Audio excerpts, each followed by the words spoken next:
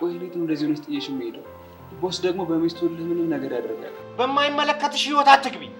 ጎዳና መውጣት ከፈለግሽ መሄድ ትችያለሽ። የምልህ ሂሩትን አይተሃት ታውቃለህ?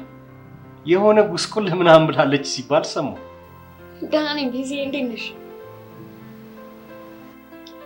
እንዴት ነው የሄድሽበት ጉዳይ ተሳካልሽ? እውነቴን ነው ናርዲ፣ በጣም ነው የማፈቅርሽ። ሄሎ፣ እኔ ላይ ነው የዘጋሽው? ቆይ አንቺ ውሻ እሰራልሻለሁ።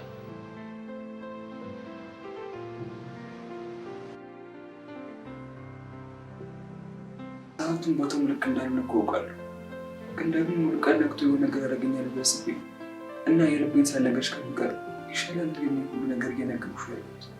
ዳኒ፣ እኔ እናንተ እኮ ጓደኛሞች ነን። የምን ፍቅር ነው በዚህ ሰዓት እንደዚህ ይባላል? እስከ ዛሬ ያልሄድሽበት ቤት አሁን ምን ተገኝቶ ነው የምትሄጂው? ምንድን ያደረግከው ዳኒ? ናርዲ ደህና ነሽ? ደህና ነኝ። አልጎዳሽም አይደል ናርዲ? ናርዲ ደህና ነኝ። እኔ አሁን ምንድን ነው የምናደርገው?